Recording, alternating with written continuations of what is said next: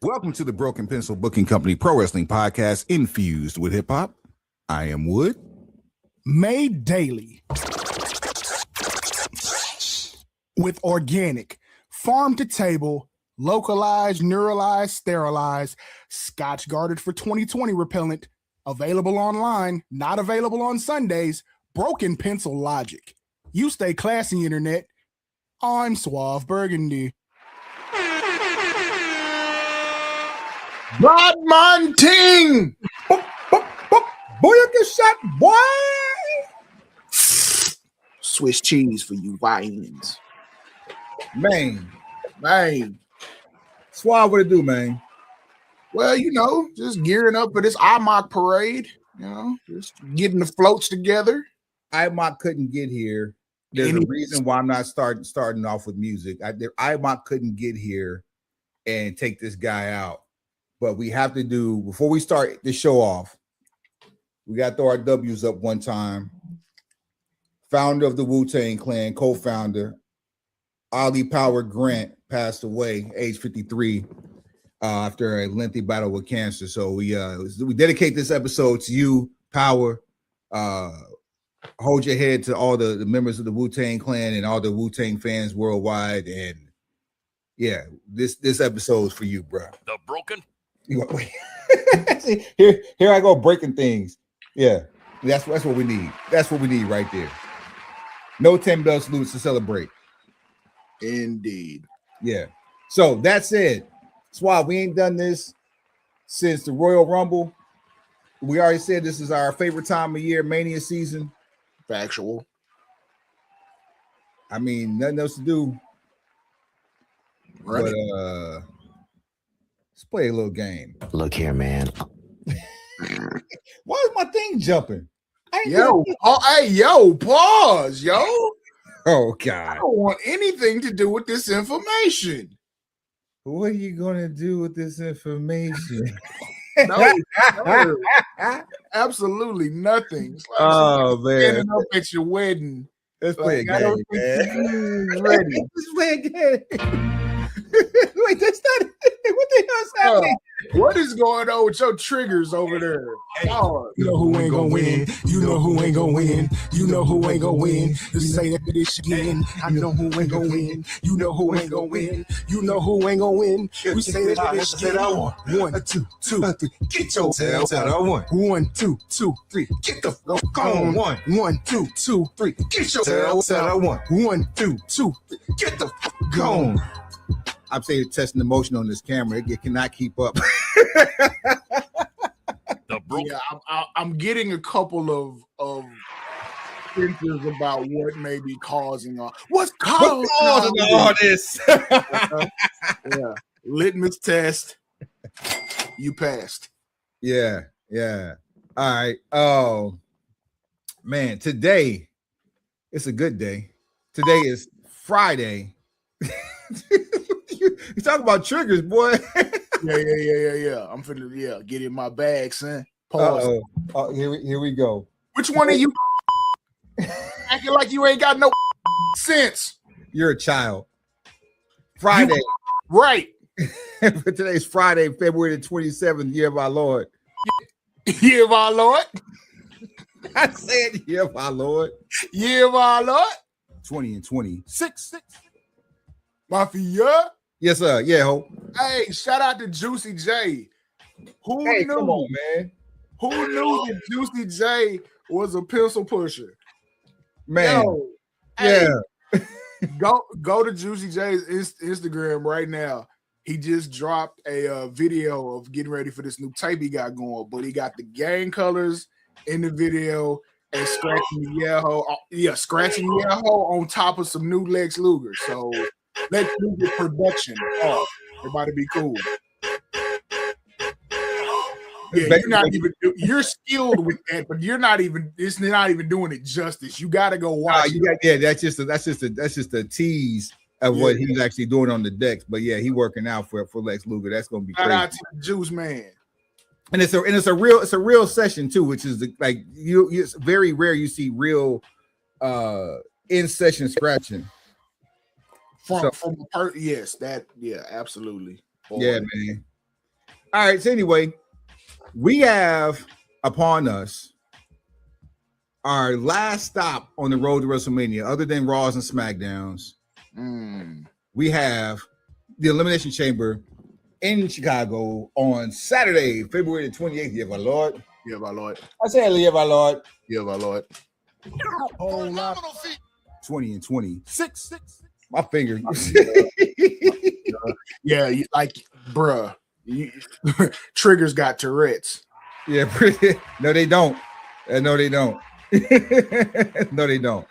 They don't say anything unnecessary. They say everything is necessary. Tourette's don't make you do that. That's a different disease. That's a different disease. That's a whole different disease. That's a different disease. Tourette's don't make you do that.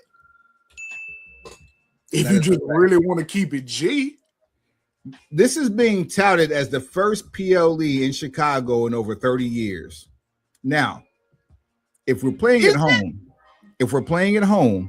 they're probably right. Rosemont technically is not Chicago.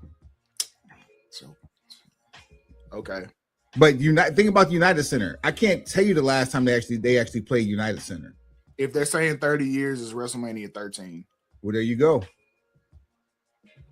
There you know. That would have been 97. So yeah, 20. And that was at the United Center? Yeah, they opened the United Center basically.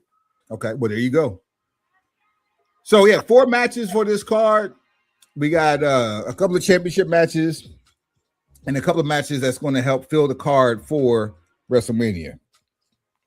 As always, let's start first with the championship matches. For the Intercontinental Championship for the women, your challenger, AJ Lee in Chicago at home, taking on the champion, the man, Becky Lynch. Suave, who ain't gonna win? First of all, let me clear this up. Survivor Series 2023 was in the United Center, so somebody lied. Somebody lying for real. 2023. Wait, wait, I think I read that wrong. Last premium live event in Chicago was Survivor Series War Games on November 25th, 2023, held in the Allstate Arena. And that's when Punk came back. Yeah. And Allstate is in downtown Chicago. So there must be the United Center last time they had something in the United Center. Okay, and if it's 30 years in the United Center, it's definitely WrestleMania 30. No, the Allstate Arena is the Rosemont Horizon. Okay, so United Center, Chicago. Suave with the fact check.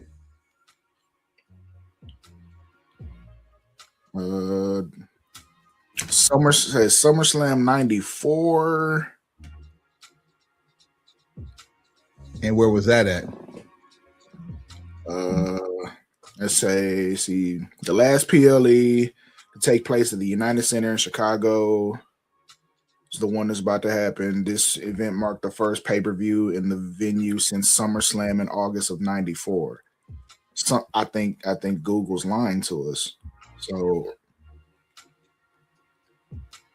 yeah, 13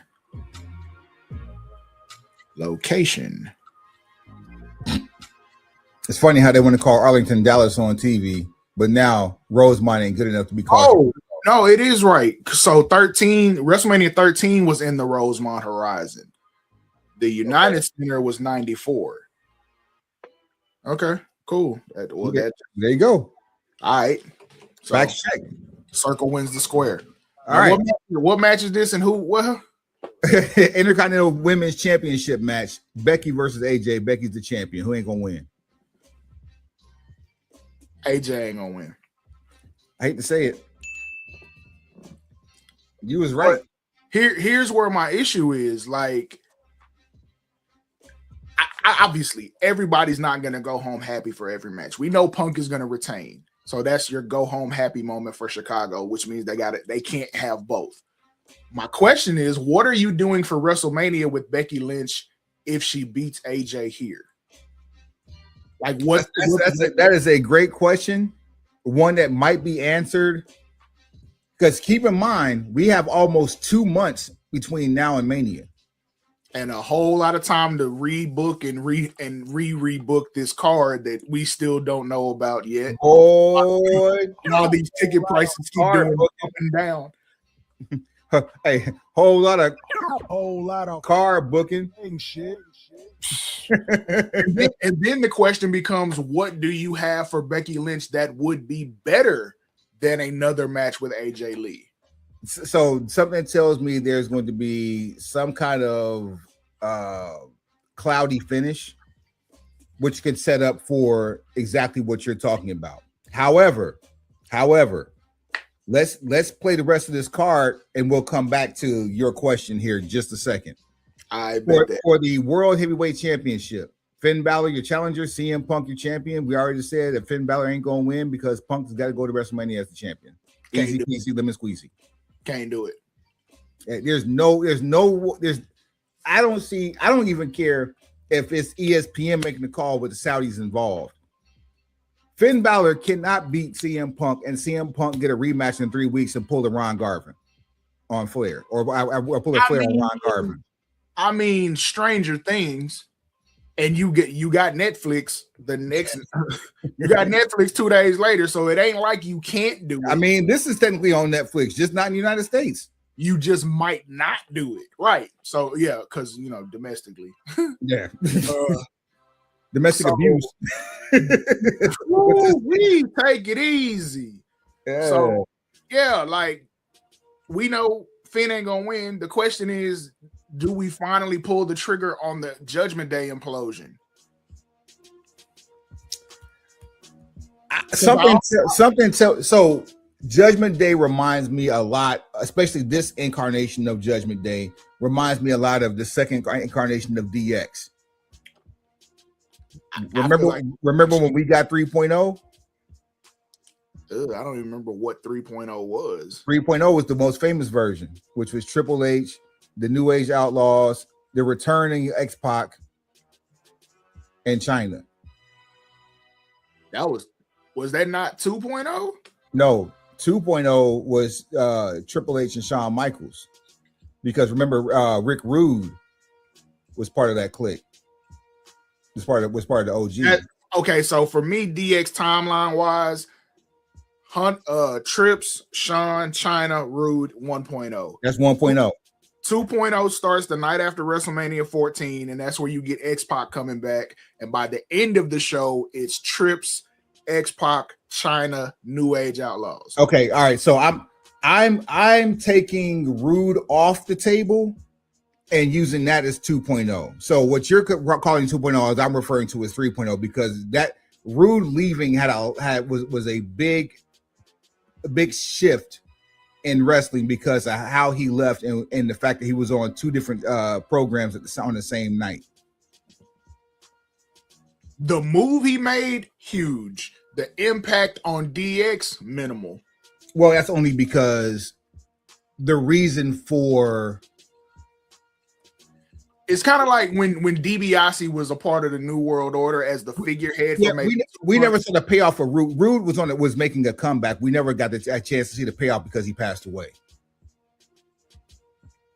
I don't know if that comeback would have actually ever come into fruition. There was a lot of factors. Yes. Physically and then financially when it comes to, XYZ. So I don't know if that would have ever happened. But the impact on DX, kind of minimal, because he was basically the heater for Shawn and Trips, like a bodyguard / whatever it was. But when he left, the group didn't really suffer any major damage. They were net neutral. I don't even look at it as a roster change, so that's why I still consider that 1.0, 2.0 starting the night after WrestleMania. 3.0 would probably be the just Shawn and Triple H, the PG-13 era. Spray painting Titan Towers and spray painting on Vince's plane and the glow stick era. Spirit Squad. Yeah, there you go. That part. Yeah. All right. So we know Finn ain't walking away with this. Like he just ain't. So Are they going to pull up Judgment Day, aka Bullet Club Stanford? I think that should happen after WrestleMania, to be honest with you, because Raw after Mania, if they're having these ticket sale issues like they say they're having right now, they're not going to slow down anytime soon. They're going to continue to have these issues. In fact, the issues are going to snowball. Let's just say that. I just have a feeling that we're going to drag this out because Dom plays a lot into this, and if Dom still isn't physically cleared yet, and we don't know if he is or isn't, if he's not physically cleared yet, then he probably won't be until right around Mania. That'll be interesting, though. We're playing it stupid close, and I'll be honest with you, I don't necessarily need to see Dom versus Finn for the Intercontinental Championship because I know that's what WWE booking would probably lead us to. Yeah, no, I don't want to see that at Mania. I don't want to see it at all. Oh, okay, there's that. and it has nothing to do with them not having chemistry, or that's not the story arc. That's not asses and seats for you. It's not.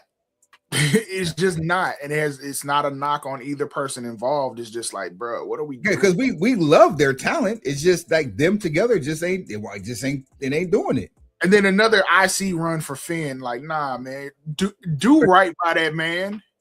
Give him a chance to actually run with that title. Do right by that man and finish your story. Like, come on, bro. Lots of stories need to be finished. I mean, Back. All right, so back to what we were talking about with the women, right? So here's the women's Elimination Chamber match. We have Judgment Day's Raquel Rodriguez, Gonzalez, whatever the hell her name is. Also, Roxanne Perez. We have Asuka. We have Liv Morgan. We have Tiffany Stratton. And Liv Morgan. That's not Liv Morgan. That's Alexa Bliss. I'm sorry. No, I'm sorry because I got Liv on the mind because she's not in the Elimination Chamber because she's already got her match booked with the women's champion Stephanie Vaquer and Rhea Ripley. The winner of this match goes to take on goes to get sacrificed by Jade Cargill at WrestleMania. Hey, wait a minute! Look at this Ram logo. Tell me that don't look like Stephanie Vaquer's logo. All right, anyway. Swap ain't going.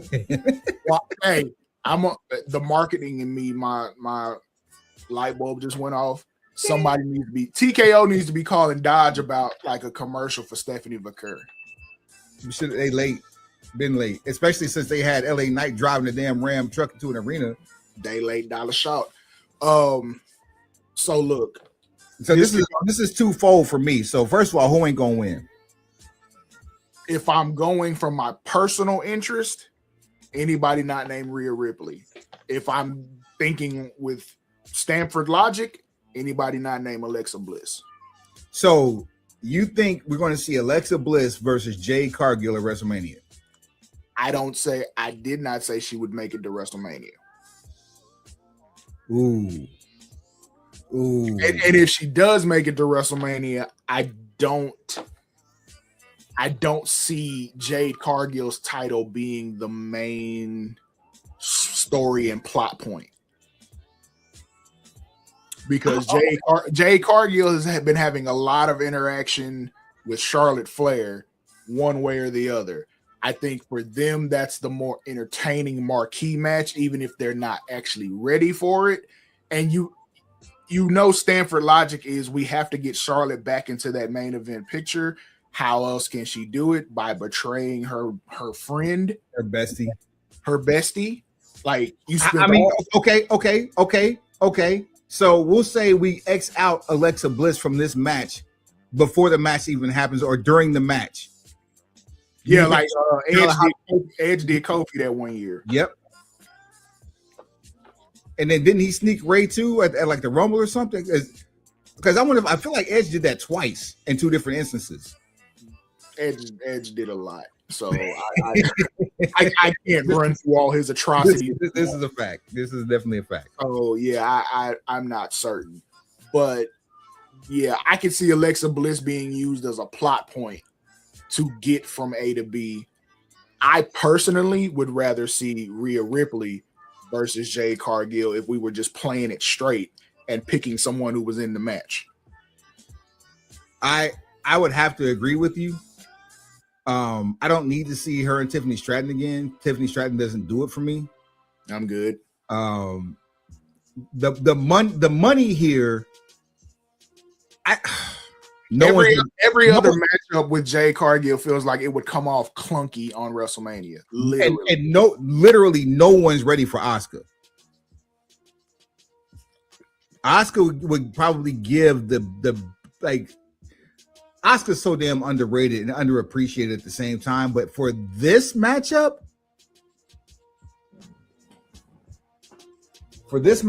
I just think Rhea Ripley, anybody not named Rhea Ripley is going to lose it. Is not going to win this match. And Rhea has a tag strap that obviously that has to come into play for WrestleMania, and that's probably she doesn't have that anymore. Wait, who does then? They lost those to. Who did they lose the belts? They're not. I don't think they're champions anymore. Hold on, we'll verify this real quick as I open my app to check who current champions are. Boom. Oh, no, they're still tag champs. Okay.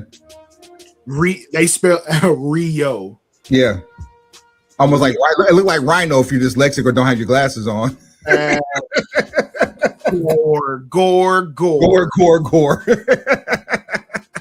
Rio. All right. Finally. Oh, wait, before we finish that. So we'll scratch off Alexa Bliss, we'll scratch off Rhea Ripley because Alexa won't be there, Rhea's gonna be busy. Any of these four good for the Intercontinental Championship match, or we just gotta or there has to be somebody from Raw? Because that US title ain't been used in a while over there on the women's side. Which is kind of a travesty. Especially considering who has it. Because I kind of have an idea about what Stanford wants to do, or at least from the booking and us watching Unreal. Lyra Valkyria had a full circle moment one WrestleMania later with Becky Lynch. I could see them doing that. I could also see them putting the IC on Raquel Rodriguez, but I think she's earmarked for a feud with Liv Morgan following WrestleMania. Answer me this. I just thought about this, and I don't know how you feel about it. I've never asked you this before, so pencil pushers, don't think that this is planned. This is completely off the cuff. Careful. Money in the Bank is coming up this year in what, May? I think they said. Is it? Or either that or they don't have a date. The last 2 years has been in July, if I'm not mistaken. Okay. How do you feel about every time Money in the Bank is cashed in, whether it be for the men or the women, on ensuing programming, a new Money in the Bank briefcase match happens, so that way there's a perpetual Money in the Bank contract out there? At least for like a few years. Okay, cool. Taking that into consideration, I think for the sake of having that as a fallback or a safety precaution, I like it. I also think it devalues having Money in the Bank as a PLE or as a standalone event, simply because it's not as special. Because it's like, okay, if I don't win tonight, I can probably try again tomorrow. Yeah.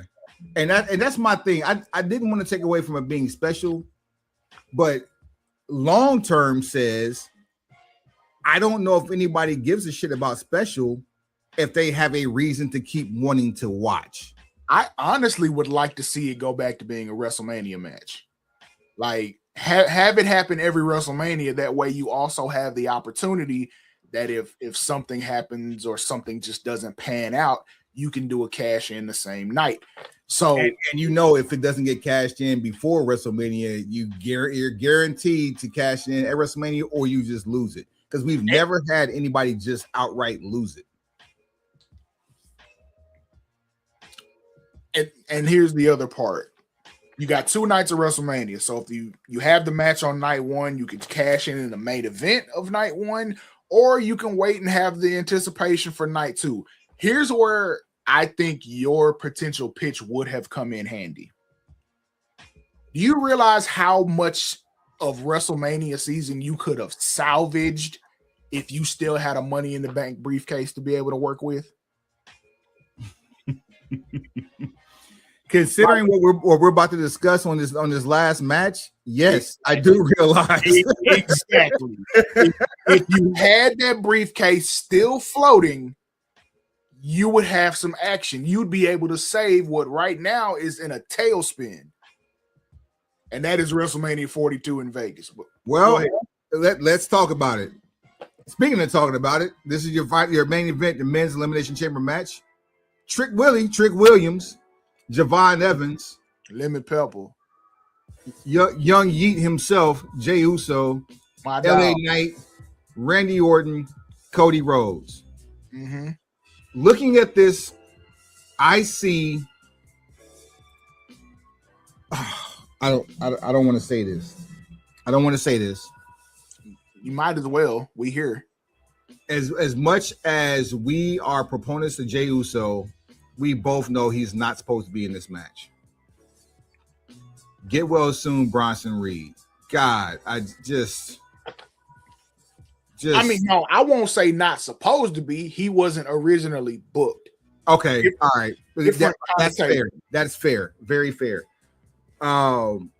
Trick Williams, Javon Evans looks like a WrestleMania match to blow off some steam. Trick Williams versus Melo looks more like a WrestleMania match because he got all the vibe right now. The only way that happens this year is if it's for the U.S. title, which very well could happen. The only thing I don't like about Trick Williams versus Carmelo right now is the fact that there is no mention of history, which would make this feud much better come WrestleMania. But again, we got almost 2 months to iron this out. You can absolutely tell that story with a month of television. Cody Rhodes versus Randy Orton. We've been waiting for this. And the door is closed with a foot in it. Come on with it. Run the play. Which leaves us with LA Knight and Jey Uso. Unless you're planning to run it back with Jey Uso, there is absolutely no reason for him to finish this match. But I also see nothing special about LA Knight that they've done to give it to the point to where, like, does he deserve to be in this match? Absolutely. Is there anything that you can do with him after this match that makes him credible, viable enough to challenge Drew McIntyre for the WWE Championship? It's gonna be no. It's gonna be a match for the internet community, for all the people that, for whatever reason, used their contempt for the lack of use of LA Knight as jet fuel to hate Jey Uso, which LA didn't help. That's a whole other conversation. Wow, now you're gonna sour my whole mood with that one. I'm just telling. Hey, look, I'm talking about what I'm talking about. So we got the receipts. They felt like, for whatever reason, because Jay was shining, that meant LA Knight couldn't have nothing, which I don't. The people who think like that are the people who think like that, and they think like that about everything. But if LA Knight ends up winning the Elimination Chamber to challenge Drew McIntyre, all it's gonna look like to me is, damn, since you've been begging. I'm dead ass. That's what it's gonna feel like, and LA Knight deserves better. But that's exactly how it's gonna come off to me. Here, motherfucker, damn, since you've been begging, that's exactly how it's gonna feel. And it's gonna be boring. Well, I take that back. That has more to do with the performers. I'm not critiquing that part. The build is going to be lackluster because there's no history to build off of. I don't think anybody is looking to see Cody in a WrestleMania main event 3 years in a row. They're just suffering from fatigue from the current version of Cody Rhodes. However, he is the best choice of all involved. My personal pick, and I'm gonna shock the hell out you with this one. My personal pick would be Randy. And my son loves you right now. Like, let's keep it G. My personal pick would be Randy. Let's go ahead versus Drew, which gave us. Come on, let's get 15. It gave us some back and forth. What do they call it? Hot potato title switches during the pandemic. They have history. Great feud. That is a great feud. Two different generations of WWE earmarked superstars. Basically, they're both chosen ones from VKM. Get a flagship moment. Get Randy 15. Get him 15. You know, Drew got somebody to be mad at all over again. Cody can get involved and cause it. You're gonna do your footage. You got Unreal, and if Cody interferes, you whatever get whatever you need to get Drew and Cody out the way, and let Cody do business with Randy for the belt. No, at some point you get a triple threat, and then from there you can go to Cody's chasing. So Cody as chasing, and he's chasing Randy, turns him into, you know, a more intense, possibly heelish version of himself. Like Randy or Cody? Because I think Cody. That's what I'm saying. We got to get the Codelander somehow. This should be the way. Randy sneaks in, takes the WrestleMania main event that Cody wanted. Cody tries to get involved, ends up costing Drew, but Randy's now champion and not Cody. Hey, hold on, man. See, Stanford, all we're saying is for a nominal fee, it's already a phenomenal fee. We will slice off some of this broken pencil knowledge and put it on your plate. I'm just saying, like, okay, we keep hearing all these reports, which could be true, could be complete garbage, that Stanford is frantically trying to assemble and reassemble and decompose and recompose this WrestleMania card that none of the public knows anything about. And they're scrambling because ticket sales are blah. Ticket sales are blah. And you don't really have a direction. Your premier faction has literally X'd themselves out one by one. Oh boy, the vision got cataracts. My God, it is tough outside right now. Like Seth unintentionally infected the entire vision with the injury bug. And we don't wish that upon anybody at all. Not at all. We say that jokingly, but it's no laughing matter. Like them, don't like them. This is not what we were looking for. Like nobody wants to see a WrestleMania season plagued by injuries. I was more worried about Bronson Reed actually hurting somebody, because ever since his ankles healed up, he's never taken that splash or delivered that splash using his feet like he did beforehand. Everybody's gotten full torso on torso. Coming down from that height that he came from off the cage in War Games, that just was ill-advised from the jump. But especially with some things you can't avoid at that size, but yeah, especially at that weight, and the fact that he's closer to the ground than say like a Mark Henry or Big Show. But you know, the tsunami is what it is, and now you got to live life. We can't not do the tsunami. Distal biceps tear was typically a 4 to 6 month recovery. Bam. The fact that Bronson Reed is larger than normal, and even though he doesn't have like a bodybuilder's bicep, something tells me that indefinitely is going to be closer to a year just to get his size back to where it needs to be for that arm. Otherwise, he's going to look very, very misproportioned. We wish you nothing but the best. We hope Seth can come back soon. We hope that we can get a payoff for whoever this damn masked man is, because now it doesn't even matter. And Braun, I ain't gonna say it don't matter, because talk to me, man. Prove me wrong. There was an individual. So okay, to bring everything together, who I said the masked man was, at least in a couple of these situations, Grayson Waller was the guy with the mask on. Now, if you were going to set up a match with Austin Theory, and that's almost what you're left with, the reveal could very well be that it's Grayson Waller. However, the reveal was probably always going to be Seth Rollins. I would have said it'd have been cool to have, once the reveal happens, there's like 3 or 4 masked men all in the arena at the same time. And that's how Seth basically debuts a new version of a faction, because he's a visionary and a revolutionary architect. So after the vision, there has to be the revolution.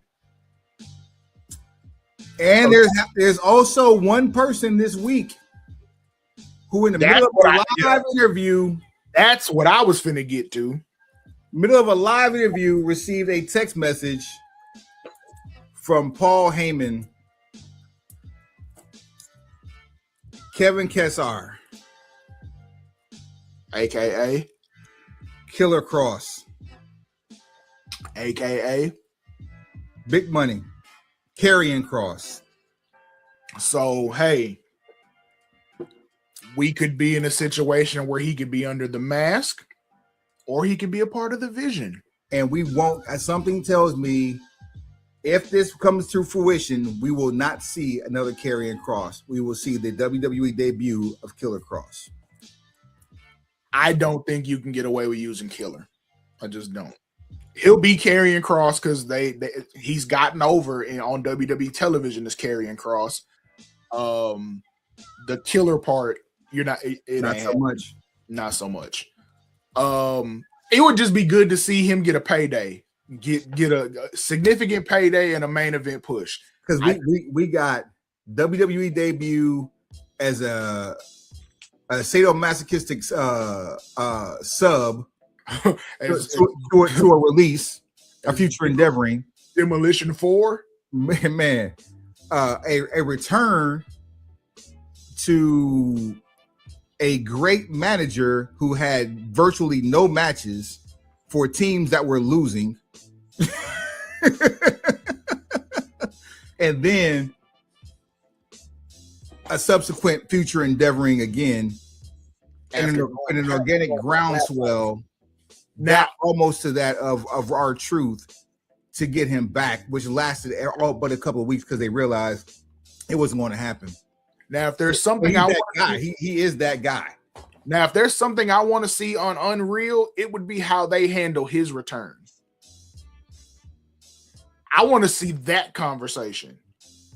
I want to see you have that conversation that you're about to put. Hey, we're gonna go with you on this, and see how that conversation goes. If he sells his footage or submits his footage to WWE for Unreal and ties it into WWE for Unreal, you want to talk about a money moment? He could do a whole season by himself. Just what happened over the last 9 months. I mean, there are things.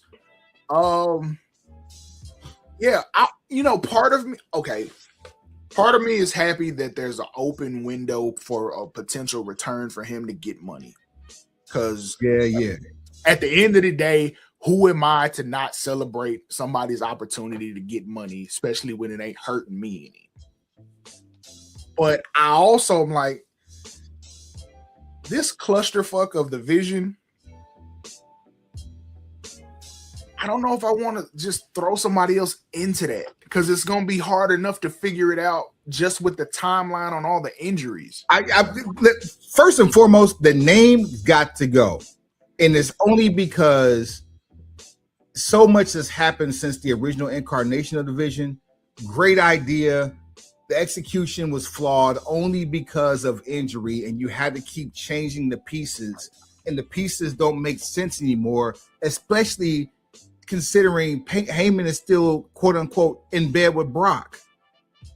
And he was never part of the vision to begin with. So you went from Seth, sometimes Becky, Bronson Reed, and Braun Breaker, to no Seth, Braun Breaker, Bronson Reed, Austin Theory after the fact, and Logan Paul.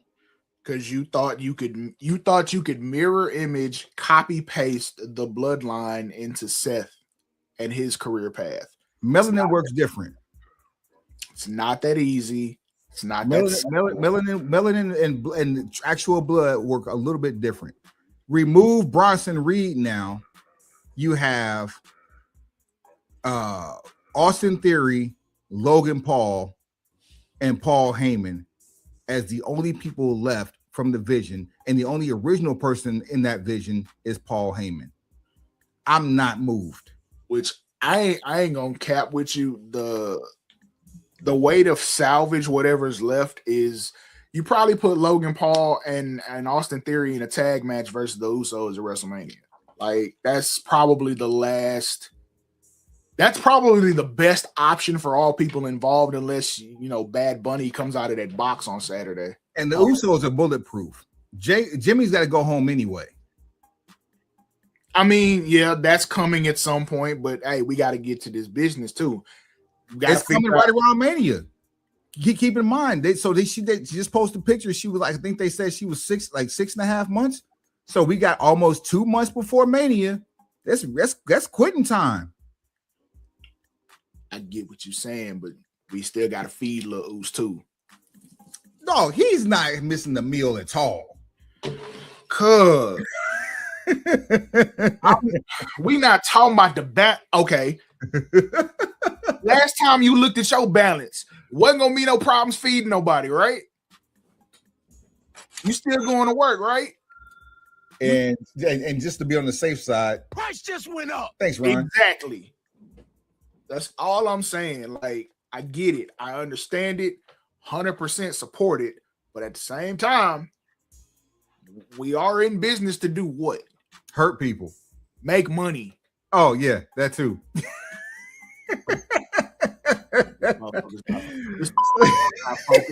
ServerBeta.com, your pro audio source for your pro audio Bluetooth, motorcycle audio, OEM replacement audio, nautical audio for your boat. Suave, where we at? On a boat. We on the boat, man. No guns out there either. Drop BPBC and the coupon code inside your cart. Get 10% off your purchase. tinyurl.com/BPBC merch. You'll get your merch right now, 20% off. Buy 4, the fifth one's on me. It ain't free, it's just on me. I'm buying it for you. BPBC BBG at checkout, 20% off. There's that. Also, IMOC begins March 1st through March 31st. The entire month of March is the International Month of Cool. Mm-hmm. March 2nd, Suave Burgundy, Danger One, Numbers. Scan the QR code, check your DSP platform, save or pre-save it. There's more information coming. Check us out on the social medias at Suave Burgundy, at Suave for Mayor, number 4, at Danger One, spelled out. And you can look at the screen. And for those of you listening to this podcast, that's SUAVE, number 4, MAYOR, Danger One, DANJAHONE. Also, follow at Broken Pencil BC on all things social. That's show at brokenpencilbc.com, brokenpencilbc@gmail.com, at Broken Pencil BC on what? Everything. And everything. VitaHermosaCigars.com. Vita Hermosa Cigars is a beautiful life. A beautiful life deserves a refined smoke, and smoking cigars is not an alternative for smoking cigarettes. We will be at the Charleston Smokeout, April 30th through May 3rd, Charleston, South Carolina. We also have another event yet to be titled in Norlina, North Carolina, Saturday, May 23rd. Also, the Oak City Cigar Fest version 2, the second annual, which will be in Raleigh, North Carolina. That will be June the 4th through the 7th. And there's also more lining up. But those are the 3 big ones we got coming up. And Suave, I got something for you. If we can, I got to talk to you off deck, because I just got to play. I got to play that you're going to absolutely love. It comes with culture. I'm going to throw that in air quotes, and not what you're thinking either. All right.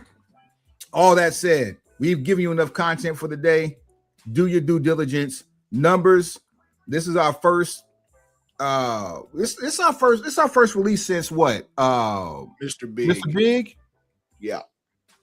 So we've had this one in the can for a while, and I think we're gonna run it up. I think we're gonna run up the numbers. Indeed, tinyurl/Mayor Music MAYORMUZIK. Go there to directly support the art, direct to consumer. You can buy that right now. You don't have to wait until March 2nd for DSPs. You can have it right now. tinyurl.com. I mean, I thought that was implied, but good job. Hey, we dealing with the general public.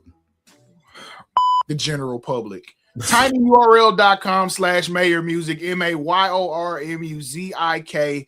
Direct to constituent sales are now live. Also, feel free to play those numbers, and if you win, just give us a cut. Hey, you're not the first person who said that too.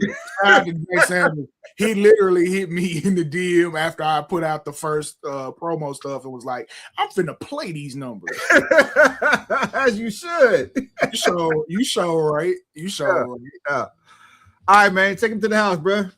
Pencil pushers, like, rate, share, subscribe, tell a friend, tell that friend to tell a friend, and then tell that friend again. Run it back. No. No. They're not eating enough. They're not eating enough. You go buy the song, then we'll run it back. Also, rest in peace, Kerwin Elwies too. Or Selfies. Kerwin Selfies, who was a WWE production for years. And we've always said WWE production team was undefeated. And he's one of the reasons why they have this stigma for things that are done on TV that we see as like, homework presentations, vignettes. So yeah, and the way that the product is viewed has a lot to do with his influence backstage. So rest in peace also to Kerwin Selfies. Suave, take him to the house. Pencil pushers. Well, we already did that. Well, you asked me to run it back. You know what? Just roll credits. Just roll credits. Heads up, pencils. This is your daily acknowledgement. My God. Whole lot of fucking gang shit.